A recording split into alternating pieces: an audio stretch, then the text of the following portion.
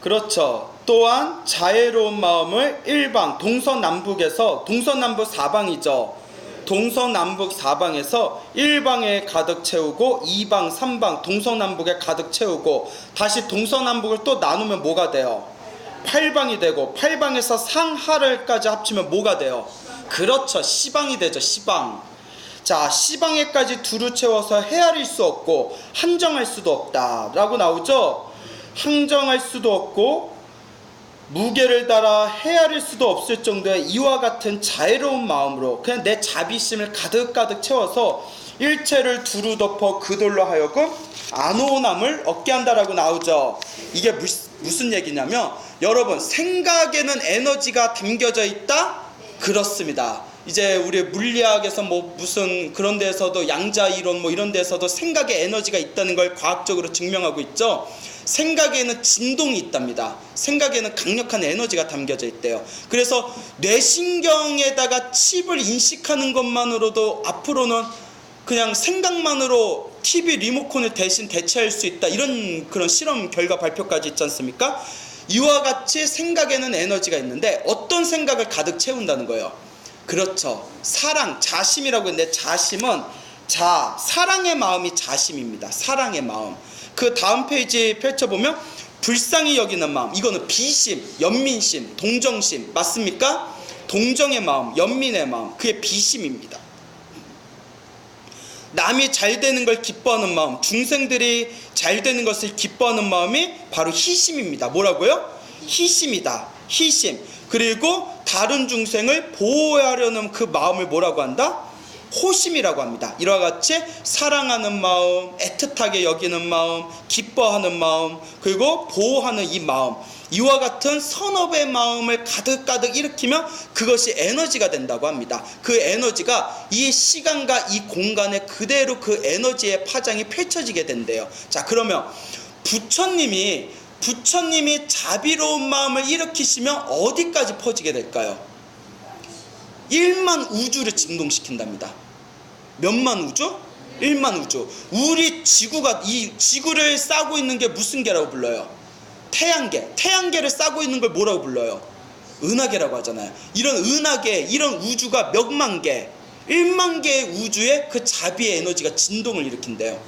여러분들 자비의 마음을 일으키면 한 어디까지 진동 일으킬 것 같아요? 한 원룸 25평? 원룸 25평. 그래, 좀 더 써서 원룸 40평? 예? 예. 그래서 여러분, 항상 마음에 자비로운 마음이 가득하고 마음이 고요하고 편안한 사람은 옆에 있기만 해도 자기도 편안해진대요. 그런 얘기 들어보셨죠? 근데 마음이 부글부글 끓어오르는 사람은 그 옆에 있기만 해도 어떤 느낌이 들어요? 그래요, 불안한 마음이 들어요. 그럼 여러분들은 고요한 마음, 끓어오르는 마음, 끌어올라요? 끌어올라? 뭐가 그렇게 끌어올라? 예? 그래요?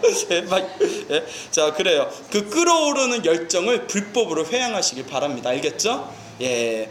자, 이와 같이 두루두루 가득 채워서, 자, 밑에, 자, 모두 채워 헤아릴 수도 없고 한정할 수도 없으며 무게를 달아 헤아릴 수 없을 정도로 이 불쌍히 여기는 마음, 기뻐하는 마음, 보호하는 마음을 일체에 가득 채운다 라고 나옵니까? 이것을 일러서 평등이 복을 짓는 업이 된다라고 한다라고 돼 있죠. 그래서 평등은 어떤 의미가 담겨져 있다고 했어요? 지계의 의미가 담겨져 있다고 했잖아요. 그래서 이 지계를 둘로 나누면, 하나는 자, 밖으로 지키는 계율. 밖으로 지키는 계율이 뭐겠어요? 살생하지 말라, 또 도둑질하지 말라, 음행하지 말라, 거짓말하지 말라, 술 마시지 말라 등등의 밖으로 지키는 계율이 있고요. 안으로 중생을 향해서 사랑하는 마음을 일으키고 애틋하게 여기는 마음을 일으키고 중생을 향해서 기뻐하는 마음을 일으키고 중생을 향해서 보호하려는 마음을 일으키는 것은 무엇에 대한 지계이다? 안으로부터의 지키고자 하는 계율이다. 맞습니까? 그러니까 밖으로는 내 행을 청정히 하고 안으로는 중생을 향한 연민심, 대자대비심을 일으키는 게 안과 밖으로 계율을 지키는 것이다. 이것을 통틀어서 뭐라고 부른다? 평등이라고 부른다. 이야, 참, 여러분은 이런 마음으로 살아가요? 네? 예? 야, 이렇게만 살면 우리가 이렇게만 살면 얼마나 세상이 아름답게 했냐니까 뭐란지 아세요? 스님 요새 그렇게 살면 호구예요, 호구 이러더라고. 말이 안 통해. 예? 근데 여러분, 인생을 살아가는 데 있어서 이런 얘기가 있습니다. 옛날에 참 흘린 자 3번이면 살인을 명하고, 요새 말로는 참 흘린 자 3번이면 호구 소리 듣는다. 호구도 개호구 소리 듣는다 라는 말이 있는데, 우리가 선업을 지으려면 조금은 손해보면서 사는 마음이 필요합니다. 아시겠죠? 엄청나게 도저히 용납되어지지 않는 부당한 일을 겪었을 때에는 법률적으로 해석을 하려는, 법률적으로 그것을 해결하려는 지혜도 필요하겠지만, 사소한 삶의 다툼에 있어서는 그냥 내가 좀 손해보자 라는 것도 오히려 우리들의 선업을 증장시키는 데 좋은 그런 어떤 방향 설정이 될 수 있다라는 거, 이것은 여러분들 사실 공감하시죠? 잘 안 돼서 그렇죠. 사실 그것 좀 참으면 되는데 그게 돼요, 안 돼요? 그게 잘 안 돼. 막 부르르 떨잖아. 예? 네가 나를 우습게 해라 하고 막 부르르르르 하고 막 떨잖아. 예? 인간 진동기가 되잖아. 인간 진동기. 한때 제가 엄청나게 다혈질이었어요. 내 한때 별명이, 예? 인간 삐삐였어요. 인간 삐삐. 예? 예? 아우, 내가 진짜 승질 같아서는 그냥 예? 하지만 화를 내고 성을 내면 결국 그 악업의 에너지는 누구에게 돌아온다? 자기 자신에게 돌아온다. 그냥 좀 손해보면서 사는 것도 나쁘지 않을 것 같아요. 그렇죠?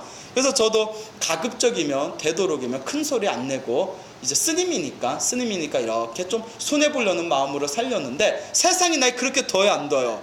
아, 승질 같아서는 그냥 와요. 웃자고 한 말이고. 예. 근데 요새 사람들 보면, 옛날에도 그런 사람들이 많았겠지만 진짜 좀 개념 없는 사람들 요새 많지 않아요? 여러분들 좀 하지 말아야 할 일 중에 하나가, 식당에서 왜 애똥 기저귀를 갈아서 기저귀를 식탁에다 놓고 가는 사람들, 그쵸? 예? 여기서 찔리는 사람 없죠? 다들 점잖으셔서. 아, 왜 그래? 그리고 저쪽 서비스 업계 쪽에 있으시는 뭐 이마트나 홈플러스 같은 데 있으신 분들 중에서 추석 때 큰 상 있잖아요. 추석 때 상을 사가지고 가서 일주일인가 열흘 후에 다시 가져온대요. 그냥 딱 봐도 기스가 나 있는데, 아, 이거 바꿔달라고 그렇게 난리를 친대요. 그냥 일이 너무 그냥 바꿔준대요. 이게 잘못인 건 아닌데, 막 기스나 있어도, 아, 살 때부터 이랬어요 하면서 난리를 치면서. 그런 경우도 여러분들 보셨죠? 예? 참 못 보셨어요? 그런 거 못 보시면서 사신 분들은 정말 점잖은 데서 사신 분이네. 예? 전세에 복이 많으시네. 미쳐버리겠대요. 예? 근데 아는 보살님이 식당에서 일을 하시는데, 세상에 진상이 아닌 진상들은 다 본 것 같다고. 특히 야간 식당, 야간 업소에서 근무하시는 분들은 인생의 환멸이 느낀대요. 왜 그럴까요? 집안에서는 다 어엿한 가장이고, 한 남자의 여인이고, 한 아이의 어머니와 아버지인 분들인데, 그렇게 개념 없게 행동하시는 분들이 있어요. 근데 그분들한테 당신 그렇게 살면 안 돼요 하면 또 그 사람들 또 가만히 있어요? 오히려 성을 내죠. 너는 잘났냐? 막 이러면서. 참, 이게 여러분, 우리 불자는 그렇게 살면 된다, 안 된다? 그렇게 살면 안 됩니다. 그래서 우리 불교에는 이런 얘기가 있습니다. 성불하기 전에 뭐부터 되라? 인간부터 되라 라는 얘기가 옛날부터 불교가 있었어요. 성불하기 전에 인간부터 되라. 뭔 얘기인지 아시죠? 참 그게 쉬워요, 어려워요? 그렇죠? 그래서 어떤 의미에서 보면 부처님은 인격의 완성을 이룬 게 부처님이 아닌가라는 생각이 들어요. 사실 뭐 깨달음조차 논할 필요도 없이 인격의 완성을 이루신 분 맞습니까? 자, 그런 입장에서 봤을 때 또 내가 이런 얘기하면, 아유, 뭐 스님이나 잘하셔 뭐 또 이러지 말고, 예? 참 우리가 그렇게 또 우리가 수행하는 불자라면 조금 마음의 인격을 잘 좀 우리가 갈고 닦아야 됩니다. 맞죠? 그래, 뭐 선업 짓는 걸 멀리서 생각할 필요 없어요. 남 불편 안 시켜준 게 바로 선업입니다. 근데 뭐 절에 다니신 분들이야 다들 점잖겠지만, 절에 열심히 다니신 분들 중에서도 가끔 인상을 찌푸리게 언행을 하시는 분들이 간혹 큰 절에 다니다 보면 주변에 볼 때가 있습니다. 그럴 경우 우리가 아이고 복 지으러 절에 왔다가 복감하시는구나 라는 것을 느낄 때가 있어요. 그렇기 때문에 내가 선업을 짓는 것은 기본적인 윤리와 도덕, 에티켓을 지키는 것부터 시작하는 것이 바로 선업의 첫 발자국이구나 라는 것을 여러분들이 놓치지 마시길 바랍니다. 알겠죠? 그리고 제일 절집에서 보기 나쁜 게, 사람이 살다 보면 실수할 때 있어요, 없어요? 있죠? 살다 보면 다 실수할 때 있어. 근데 자기 축원장 한 장 빠졌다고 종무소 와서 막 난리치는 사람들 있잖아요. 그 점잖게 예? 아유 그 보살님 뭐 사무장님 내 축원장이 빠졌는데 오늘 빠졌으니까 내일 다시 올려주세요. 이러면 알아요 몰라요? 미안해서라도 한 번 더 올려요. 와가지고 뭐 일 그따위로 하면서 절에서 월급 받아가네 뭐 어쩌네 하면서 왜 그래? 왜 그래? 에? 내가 저런 사람 앉혀놓고 법문했다는 게 내가 부끄러울 정도야. 이거 편집 되나? 오늘 내가 너무 오버했나? 자 그러니까 이러면 돼요 안 돼요? 안 돼요. 요새 또 뉴스 보면 아까 조보살님이 스님 뭐 아무개 누구 아세요 했는데 요새 자꾸 종교인들 막 교회에서도 목사님들 사고치고 절에서도 좀 스님들 뭐 안 좋은 얘기 뉴스에 나오고 하는 거 보면 부끄럽죠. 그렇죠. 종교인들이 우리가 조금 더 정신을 바싹 차리고 그렇게 이제 수행을 제대로 해야 되지 않을까 라고 이렇게 얘기해놓고 10년 후에 막 광우스님 사고친 거 빵빵 터지면 아이고 그 스님도 말만 잘했지 아이고 똑같네 이러면 어떡하나 이거. 그래요. 예. 그래요. 여러분 불자들에게 이제 실망을 주지 않게 제가 정신을 좀 잘 차리겠습니다. 믿습니까? 네. 믿는 도께 발등 지킨다. 그래요. 자 어째서 사유가 복을 짓는 업이 되는가 나오죠? 자 사유는 뭐에 들어간다고 했어요? 그렇죠. 수행 중에서 여기 지금 뭐에 대해서 설명하고 있죠? 무엇에 대해서 설명하고 있죠? 그렇죠. 칠각의에 대해서 설명하고 있죠. 비구가 염각의라고 나오죠. 자 여기 보면 자 여기 염각위에 이렇게 동그라미 한번 쳐보세요. 염각위에 동그라미 쳐봤어요? 네. 거기서 이렇게 밑에 내려오면 법각이라고 있죠. 법각의에다가 동그라미 쳐보세요. 거기에 염각위에 똑같은 게 또 나오죠. 이거 똑같은 거 또 나오면 안 되는데 하여튼 동그라미 쳐보세요.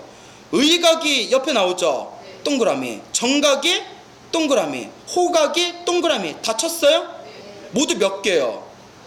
6개인데 염각이는 2개가 있으니까 반복된 거 하나 빼고 몇 개요? 그럼 몇 개가 빠졌어요? 2개가 빠졌네. 이것을 4글자로 뭐라고 하죠? 얼라리오? 라고 하죠. 이게 뭘까? 이게 뭐지? 얼라리오? 예? 3글자는 얼라리? 예? 자, 그래서 경은 널리 봐야 됩니다. 알겠죠? 넓게 봐야 돼요. 요 경에서는 지금 요 칠각이에 대해서 설명하고자 하는데 칠각이가 뭐 번역상의 과정에서 문제가 생겼는지 이렇게 툭툭 빠졌어요. 알겠습니까? 근데 다른 경전에 보면 요 칠각이 빠진 부분이 상세하게 서술되어 있다. 그렇기 때문에 요런 걸 보더라도 경전은 하나만 보면 안 되고 어떻게 봐야 된다? 골고루 넓게 봐야 헷갈림이 덜하게 된다. 알겠죠? 자, 그와 같습니다. 아함경이나 니까야 같이 초기 경전만 보면 대승경전의 미묘하고 넓고 광대한 가르침을 놓칠 우려가 있어요. 너무 대승경전 위주로만 보다 보면 초기 불교에 나와 있는 합리적이고 논리적이고 소박하면서 핵심을 찌르는 기초교리를 놓칠 수가 있어요. 알겠죠? 금강경만 너무 공부하다 보면 금강경에서 모든 것을 부정하는 그런 공사상, 모든 것을 해체시켜버리는 해체사상을 잘못 이해하는 경우가 생겨요. 너무 법화경에만 집착하다 보면 법화경에서 거기서 이제 뿜어져 나오는 어떤 영험이라든가 가피 같은 것에 잘못 경도되어서 법화경만 최고고 다른 경전은 무의미하다라는 식의 잘못된 맹신이 생길 수가 있어요. 그래서 경은 어떻게 봐야 된다? 넓고 골고루 봐야 된다. 편식은 좋아요, 나빠요? 나빠요. 알겠죠? 그래서 골고루 먹는 어린아이가 나중에 건강한 근육을 갖듯이 경전을 골고루 공부하는 불자가 아주 맑고 깨끗하고 튼튼한 부처님의 믿음을 일으킬 수가 있다는 것을 여러분들 이해하시길 바랍니다. 알겠습니까? 그래서 우리 보살님들 저한테 경전 공부 오랫동안 배우신 보살도 여기 몇 분 계시는데 질문을 하면 대답을 안 하네? 예, 그래요. 듣는 것만으로도 공덕이 있다 없다? 있다라고 했죠. 그래, 듣는 것만으로도 공덕이 있습니다. 그래서 여기서는 칠각이에 대해서 설명을 하는데, 자, 요 책에 나와 있는 요 부분의 설명을 듣지 말고 제 설명을 그냥 들어야 돼. 알겠죠? 칠각이가 빠졌기 때문에 이게 이렇게 잘 정리가 안 되어 있기 때문에 요게 지금 칠각이를 얘기하고 있구나라고 하면서 제 설명을 위주로 듣는데 번역이 잘못된 부분이 있어요. 요것부터 한번 맞춰볼게요. 번역이 뭐가 잘못됐냐면 비구가 염가기를 수행하여라고 나오죠. 욕심 없음에 의지하고 해서 무욕이라고 나오죠. 무욕, 욕심 없음에 동그라미, 욕심 없음, 무욕에 동그라미. 동그라미 했습니까? 네, 여러분은 동그라미 하면 생각나는 게 무엇입니까? 여러분들 명절 때 항상 우리가 부침개를 부치지 않습니까? 그래서 가장 맛있는 부침개가 뭘까요? 동그랑땡이 가장 맛있죠? 자, 넘어갑시다. 중요한 게 아니죠? 갑자기 먹는 얘기를 왜 했을까요? 야식이 땡기나? 그래요.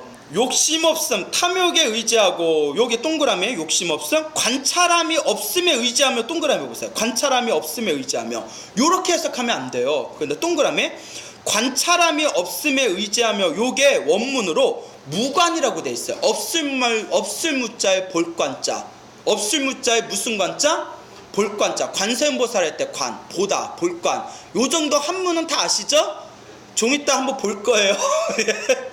예, 볼관자, 없을 무자의 볼관자. 여기서 무관을 관찰함이 없음에라고 했는데 그렇게 해석하면 안 되고, 욕심 없음의 무욕은 거친 탐욕이 없다, 거친 번뇌가 없다는 뜻이에요. 거친 번뇌가 없고, 거친 번뇌에 의지하지 않고.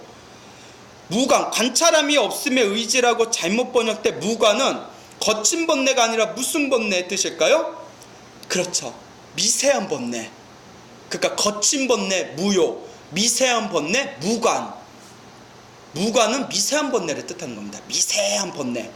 어때요? 이제 뜻이 명확해집니까? 그러니까 이 염가기, 이 염가기를 수행하면서, 자, 그러니까 욕심 없음, 무욕, 거친 번뇌에도 의지하고, 욕심 없음, 거친 번뇌에도 없을 무자가 거친 번뇌에도 의지하지 않고, 무관, 관이 미세한 번뇌, 미세한 번뇌에도 뭐하지 않는다? 의지하지 않는다. 그러니까 거친 번뇌, 미세한 번뇌 다 의지하지 않는다라는 의미예요. 이해 가십니까? 모두 다 사라짐에 의지하고, 모두 다 뭐가 사라졌다는 거예요? 그렇죠, 번뇌가 사라졌다는 거예요. 그래서 번뇌가 사라졌으니까 무엇에서 벗어났다? 그렇죠, 번뇌에서 벗어나는 중요한 방법이 있는데, 그 중요한 방법이 바로 뭐다? 칠각의다라고 해서 쭉 펼쳐지는 거예요. 어때요? 뜻이 명확하게 드러납니까? 그렇죠. 이렇게 같이 보니까 뜻이 명확하게 드러나죠? 그러면 그 7가지 방법이 뭐냐? 첫째가 이 가기 앞에다 하나씩만 붙이면 돼요. 첫째가 염입니다. 염가기, 염은 뭐냐? 일단 제 설명을 들어야 돼요. 염은 생각할 염자인데 한마디로 새긴다는 뜻이에요. 새긴다. 뭐 문신을 새기다 할 때 새긴다. 그럼 무엇을 새기냐? 수행 주제를 새기는 겁니다. 수행 주제를 새긴다. 무엇을 새긴다?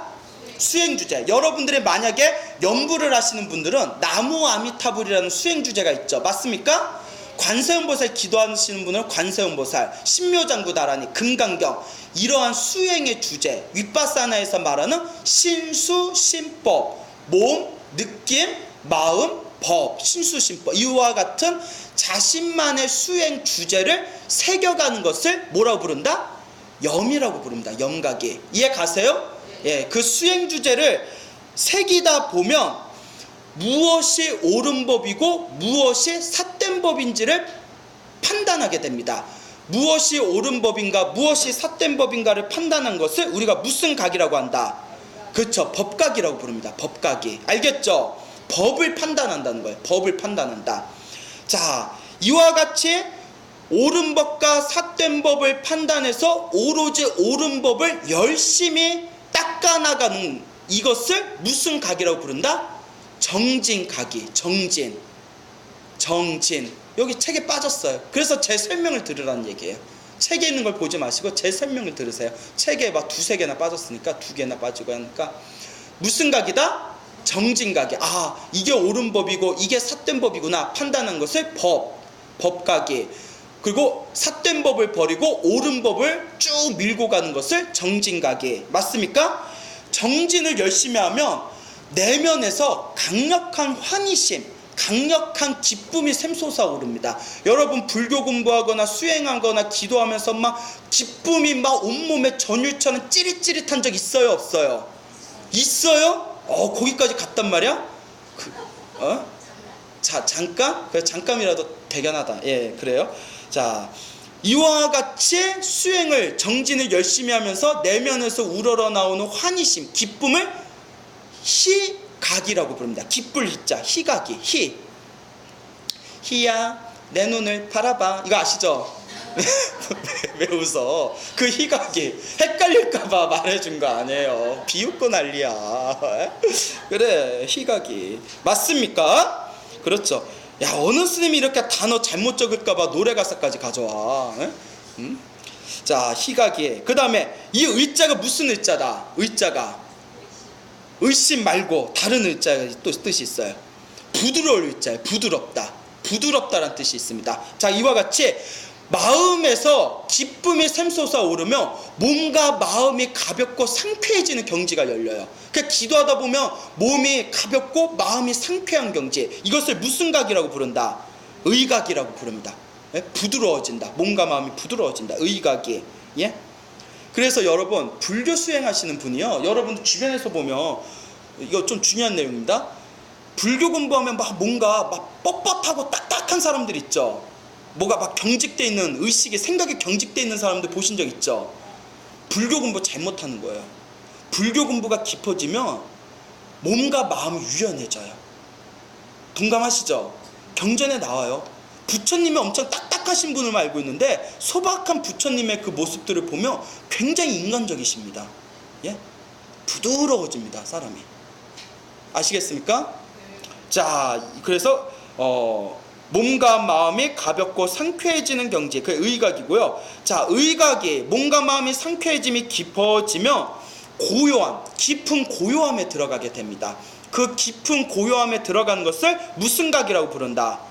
정각이라고 부른다. 그리고 이러한 정각에 들어간 뒤에 어떠한 상황에서도 몸과 마음이 결코 흔들리지 않는 완전한 평등한 마음의 경지가 이르게 됩니다. 무심의 경지, 그 무엇에도 흔들리지 않는 마음의 경지, 그것을 무슨 각이라고 부른다? 호각이라고 부릅니다. 그래서 자, 첫째, 수행 주제를 하나하나 새겨나가는 것, 이것을 무슨 각이라고 부른다? 염이라고 부르고요. 자, 그리고 이와 같이 수행 주제를 새겨가면서 무엇이 옳은 법이고 무엇이 삿된 법임을 정확하게 판단하는 경지가 무슨 각이다? 법각이고요. 이와 같은 법각의 경지에서 나쁜 법을 버리고 옳은 법, 바른 법을 꾸준히 밀고 가는 것을 무슨 각이라고 부른다? 정진각이라고 부르고요. 이와 같이 정진의 힘이 강해지며 내 마음의 내면에서 강력한 기쁨이 솟구쳐 올라오는데 그 기쁨을 무슨 각이라고 부른다? 희각이라고 부르고요. 그 기쁨의 아주 그 수준이 깊어지며 몸과 마음이 가벼워지고 상쾌해지는 경지가 열린다. 그래서 무슨 각이다? 의각이다. 그리고 이런 몸과 마음이 상쾌해지는 경지에서 한 걸음 더 나아가며 극도의 아주 깊은 고요한 경지에 가게 된다. 그 고요함을 뭐라고 한다? 정각이라고 한다. 이러한 깊은 고요함을 체득하게 되면 어떤 상황에서도 마음이 흔들리지 않는 부동심, 평등한 마음이 열리게 된다. 그걸 뭐라고 부른다? 호각이라고 불리게 된다. 어때요? 명쾌하죠? 부처님 법이 이렇게 명쾌해요. 어떤 분이 스님, 불교는 너무 알쏭달쏭해요. 알쏭달쏭해 하는데 불교 공부를 제대로 안 해서 그렇습니다. 불교는 명쾌합니다. 아주 논리적이에요. 동감하십니까? 예, 아주 명쾌한 것이 바로 불교입니다. 그대로 이 수행의 그 내용과 차제가 아주 체계적으로 나와 있는 것이 바로 불교입니다. 여러분들이 만약 불교는 너무 알쏭달쏭하고 불교 공부 오랫동안 했는데 뭔 말인지 잘 모르겠어요 라는 것은 두 가지 이유에 의해서 그렇습니다. 하나는 스승을 잘못 만났거나 괜히 그냥 강의 시간에 어려운 얘기 한문이나 툭툭 쓰시는 그런 스님 만났을 경우에 이게 뭔 얘긴가 뭐. 두 번째는 스승을 잘 만났는데 내가 업장이 두꺼워서 뭔 말인지를 못 알아듣는 경우가 있습니다. 여러분들은 몇 번째? 두 번째? 아니에요. 다 내 탓이에요. 어때? 겸손해 보여? 겸손해 보여? 왜? 네. 뭐 아님 말고. 그래서 자꾸 무슨 말인지 이해가 안 돼도 자꾸 듣는 것만으로도 뭐가 생긴다? 공덕이 생긴다라는 것을 놓치지 마시길 바랍니다. 알겠죠? 아, 나는 이거 불교 공부하면 나는 이 밤을 새도 이 불교 공부 너무 재밌어. 너무 재밌지 않아요? 이렇게 밤새고 싶지 않아요? 집에 가야지. 집에 가서 이제 또 생업에 몰두해야지. 이와 같나니 비구들아, 이런 세 가지 복을 짓는 업이 있느니라 라고 나오죠. 이런 세 가지 복을 짓는 업이 있느니라. 그때 세존께서 곧 이런 개성을 말씀하셨다. 보시와 평등과 자애로운 마음과 보호하는 마음과 또 사유하는 것, 이런 것들의 세 가지 업이 있는데 라고 나오죠. 자, 보시의 동그라미, 평등에서 보호하는 마음까지 하나죠. 원래 우리가 글로 볼 때는. 그리고 사유하는 것 동그라미. 이렇게 세 가지의 업이 있는데 지혜로운 사람은 이것을 친근히 한다, 가까이 한다.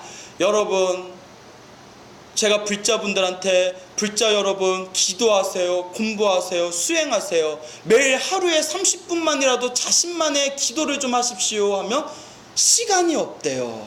시간이 없대요. 드라마 볼 시간은 있는데 기도할 시간은 없대요. 친구하고 3시간 동안 수다 뗄 시간은 있는데 30분 기도할 시간은 없대요. 악착같이 찜질방 갈 시간은 있는데 어쨌거나 기도할 시간은 없대요. 어떻게든 잠을 줄여가면서 맥주 마실 시간은 있는데 기도할 시간은 없대요. 예? 예? 이게 뭡니까? 여러분은 드라마를 가까이 하고 예능 프로를 가까이 하고 곡차, 술을 가까이 하고 찜질방을 가까이 하고 휴대폰을 가까이 하는 사람은 우리가 업장이 두꺼운 사람이다, 지혜로운 사람이다. 업장이 두껍다. 업장이 두껍다. 그렇지만 항상 법문 듣기를 좋아하고 부처님 경전 독송하기를 좋아하고 사경하기를 좋아하고 입으로라도 노는 입에 염불한다, 염불하기 좋아하는 사람은, 이것과 가까이 하는 사람은 어떤 사람이다? 지혜로운 사람이다. 여러분들은 지혜로운 사람이다, 업장이 두꺼운 사람이다? 반반이다. 반반이구나. 자, 정말 수행에 몰두하는 사람은 드라마 보면서도 염불해요. 여러분, 솔직히 드라마 보면서 드라마에 모든 걸 다 집중하나요? 아니죠. 드라마에 100% 집중하. 드라마 보면서도 딴 생각 하잖아요. 해, 안 해요? 내가 실험해 봤어. 드라마 1시간 동안 딴 생각 몇 번 하나. 하도 많이 해서 결국 포기했어요. 드라마만 보는 게 아니라 드라마 보다가 내가 좋아하는 배우가 나올 때 집중하다가 조연들이 나오면 약간 딴 생각하다. 맞습니까? 그러다가 또 평범한 스토리가 흘러갈 때는 딴 생각하다가 갑자기 뭐 주인공이 교통사고 당한다거나 무슨 저기 주인공 여자 주인공과 사랑에 빠진 남자 주인공의 엄마가 갑자기 나타나서 너야? 막 이런다든가, 이럴 때 갑자기 쫙 집중되고 그렇잖아요. 그리고 평소에는 1시간 동안 드라마 보면서 또 중간중간 딴 생각합니다. 그렇죠? 그때 염불해라. 딱 보다가 어머머 저거 어떡해, 어머머 저거 어떡해, 어머 다행이네 하면서 아이고 관세음보살 관세음보살. 드라마 보면서 염불할 수 있어요, 없어요? 노는 입에 염불한다. 그렇죠? 휴대폰 들고 막 이제 맨날 수다 떨어. 어머머 걔가 그랬어? 왜 이렇게 남의 일에 이렇게 관심이 많아? 어머 철수가 그랬어? 영희네가 그랬어? 어머머머 이럴 때 어머머머에 추임새에 뭐 하나씩만 넣으면 돼요. 관세음보살만 넣으면 되잖아. 철수가 그랬어? 영희가 그랬어? 어머머머 관세음보살 이렇게 염불 한 번씩 해주고. 돼요, 안 돼요? 되잖아. 찜질방 가서 여러분 무슨 생각해요? 찜질방 가서 다 찜질하면서 아이고 관세음보살, 아이고 아미타불 관세음보살. 찜질하지 말라는 얘기가 아니에요. 찜질하면서도 누구를 찾아라? 관세음보살을 찾아라. 알겠습니까? 드라마 보지 말란 얘기 아니지 않습니까? 드라마 보면서도 누굴 찾아라? 관세음보살을 찾아라. 이렇게 기도하면 되는데 그것마저 하기 싫다니 남들 어떡하리요? 라는 생각이 듭니다. 동감하세요? 그래요. 그러니까 기도 좀 많이 합시다. 알겠죠? 기도를 좀 많이 하세요. 제가 요새 기도를 좀 많이 해요. 딱 얼굴 봐도 요새 기도 많이 하는 것 같지 않아요? 대답이 없구나. 기도를 많이 하는데 기도라는 게 희한한 게 해도 부족한 것 같아. 그거 아시죠? 해도 부족한 것 같아. 근데 자꾸 하려니까 좀 체력이 딸리더라고. 솔직히 말하면 나 또 이렇게 또 저녁 때문에 이거 또 강의도 해야 되고 이거 법문도 해야 되고 못도 해야 되고 그 이제 체력이 좀 딸려요. 그래서 이제 또 그냥 딱 이렇게 이제 의자에 앉아서 의자에서 딱 눈 감고 이제 연불 하면 정신 차려 보면 졸고 있어. 왜 조냐? 연불하면 마음이 편안해지거든. 예? 마음이 편안해지니까 약간 졸고 있어. 그래서 뭐 입이 이렇게 닦아보면 뭐 묻어 있고 그런 경험 없어요? 그래요. 자, 이런 것들에 이제 세 가지 업이 있는데 지혜로운 사람은 이를 친근히 한다. 동감하십니까? 네. 이 세상에서 그 과보를 받고 천상에서도 또한 그러하나니. 자, 중요합니다. 여러분이 당장 관세음보살 기도한다고 해서 여러분들이 갑자기 로또에 당첨돼야 안 돼요. 솔직히 안 되는 거 아는구나. 예? 여러분들이 아무리 미친듯이 기도한다 하더라도 갑자기 여러분들이 워렌 버핏이나 빌 게이츠처럼 되는 거 아니잖아요. 그렇죠? 워렌 버핏이나 빌 게이츠처럼 되는 거 아니잖아요. 그렇지만 이번 생에 열심히 복을 줍고 기도하면 다음 생에 여러분도 누가 될 수 있다. 이 시대의 96%의 재산을 운용하는 0.1% 안에 태어날 수 있다는 거예요. 그게 바로 여러분의 미래입니다. 그때 되면 광우스님 또 마주쳐도 아는 척 할까 안 할까? 안 나지. 왜냐? 부처님께서 그러셨거든. 천상의 쾌락을 누리며 과거 전생에 모시던 스승도 몰라보게 된다. 그래서 천상계에 태어나는 게 반드시 좋은 건 아니다. 왜? 너무나 즐겁고 너무나 쾌락이 가득하면 수행할 맛을 일으킨다, 못 일으킨다? 못 일으킨다라는 내용이 나와 있어요. 그렇기 때문에 정말 부자, 정말 부유한 사람들은 종교에 대해서 특별한 믿음을 쉽게 못 일으킨다고 합니다. 맞습니까? 맞습니다. 그렇기 때문에 제가 항상 말씀드리죠. 여러분들이 다음 생에 누구나 여러분들이 열심히 기도하고 복을 지으며 다음 생에 다 천상계에 태어날 수 있지만 천상계에 태어나면 뭐하냐?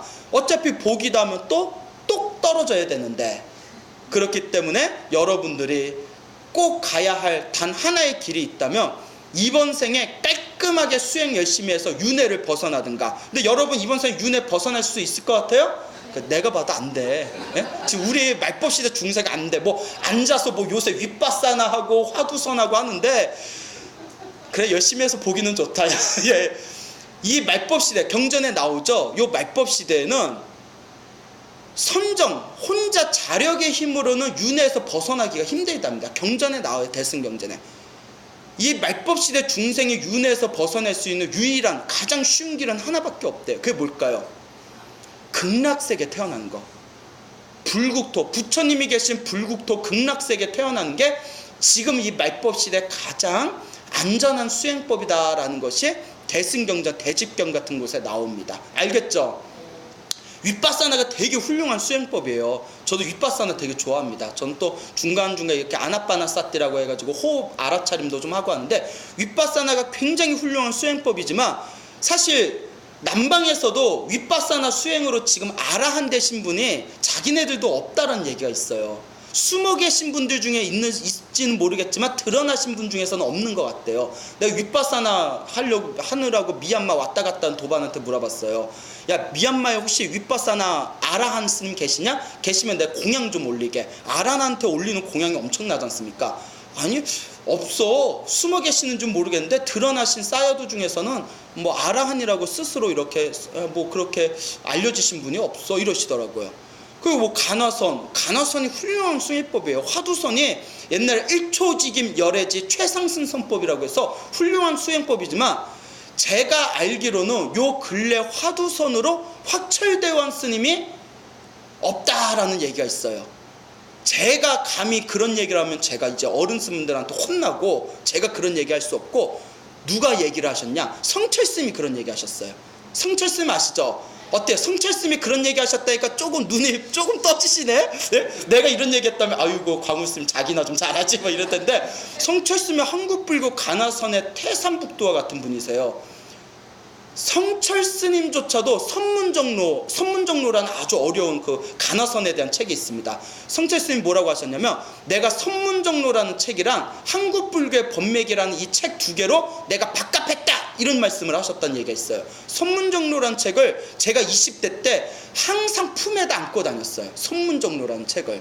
네, 그 정도로 봤던 책인데, 저는 너무 제 얘기할 필요는 없고 갑자기 내가 흥분했다. 예. 선문정로 같은 책이나 그 성철 스님의 비하인드 스토리에서 제자들하고 나누신 대화 내용을 보면 요 근래 간화선으로 확철대왕 스님이 없는 것 같다라는 그런 얘기가 있습니다. 이게 굉장히 조심스러운 얘기예요. 예? 그렇다고 그분들을 우리가 가볍게 여기면 돼야 안 돼요. 그래도 우리보단 훌륭하신 분이, 알겠죠? 그래도 우리보단 훌륭하신 분이다. 다만 내가 얘기하고 싶은 거는, 경전에도 분명히 말법시대 윤회를 벗어나는 길은 무엇이 가장 안전하다? 예, 염불 열심히 해서 극락세계 태어나는 게 가장 안전하다라는 내용이 경전에 있다. 그것을 강조하고 싶었을 뿐입니다. 알겠죠? 예. 그리고 저도 윗바사나도 해보고 저도 화두선도 좀 이렇게 해봤는데, 물론 내가 흉내만 내봐서 내가 열심히 했다고 말하기는 참 부끄럽지만, 요새 시대 금기로 어려워. 예? 여러분들이 만약에 가슴이 답답하거나 불안하거나 하면 윗바사나 같은 거 정말 권해드리고 싶어요. 요새는 서양의 심리학자들도 무슨 정신적인 질환 있는 사람들한테 윗바사나 수행을 많이 권한다 하고 하는데, 그런데 스님, 저는 정말 이번 생에 윤회를 벗어나고 싶습니다 하시는 분들은 열심히 염불하셔서 다음 생에 불국토에 태어나시기 바랍니다. 알겠습니까? 예. 자, 간혹 이런 질문 하시는 분들이 있어요. 스님, 정말 불국토가 있습니까? 정말 극락세계가 있습니까? 라고 질문하시는 분들이 있어요. 여러분, 있다고 생각해요? 없다고 생각해요? 있어요? 모르겠어요? 업장 두꺼운 사람 한 명. 예? 모르겠다는 마음을 일으키거나 없을 것 같다는 마음, 의심하는 마음을 일으키는 사람은 경전에서 아직 업장이 두꺼워서 그렇다라는 그런 얘기가 있습니다. 알겠죠? 예, 그래요. 이렇게 얘기하면 다음부터 질문하면 이제 대답 제대로 못하겠네. 또 업장 두꺼운 사람 될까봐. 예, 그래요.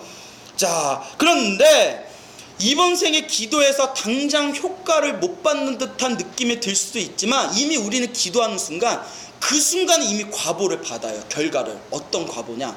세상에서 가장 소중한 과보. 세상에서 가장 소중한 과보가 뭘까요? 마음이 평온해지는 거. 무엇이 편안해지는 거? 마음이 평온해지는 거. 그것이 이 세상에서 가장 편안한, 가장 최고의 결과물입니다. 이번 생에, 기도를 이번 생에 선업을 열심히 짓고 기도를 하면 그 자리에서 마음이 편온해지고, 죽은 뒤에는 어디에 태어나게 된다? 천상세계, 최소한 천상세계. 하지만 천상세계 태어나는 것조차 우리가 목표로 두면 된다, 안 된다? 안 된다. 천상세계에 태어나도 복이다 하면 또 떨어져야 되니까. 그러니까 윤회를 벗어나는 것을 우리가 첫째 우선으로 삼아야 된다. 그런데 우리 조계종의 많은 불자님들하고 대화를 해보면 의외로 신행생활 열심히 하면서 깨달음과 윤회를 벗어나는 것을 목표로 하는 불자가 많다, 적다? 의외로 적다라는 것을 우리가 느낄 수가 있습니다. 왜 그럴까요? 업장이 두꺼워서 그런가요? 자, 그래서 이런 세 가지 업으로 말미암아 천상에 태어날 것 의심 없어라. 최소한 천상에 태어나게 될 것이다. 그런 까닭의 모든 피구들아, 너희들은 마땅히 방편을 모아요? 구하여. 이 세 가지를 찾아야 한다. 방편이라는 것은 수행에 편리한 방법, 좋은 방법을 방편이라고 합니다. 자, 스승을 잘 만나서 좋은 수행 방법, 방편을 구해서 세 가지를 잘 찾아라. 이와 같나니 모든 비구들아, 꼭 이와 같이 공부해야 하느니라. 그때 모든 비구들은 부처님의 말씀을 듣고 기뻐하며 받들어 뭐하였다? 행하였다. 실천하였다. 귀로만 듣지 말고 무엇을 하였다? 실천을 해야 된다. 귀로만 듣지 말고 실천을 해야 된다 라는 것을 여러분들 명심하시기 바랍니다. 알겠죠?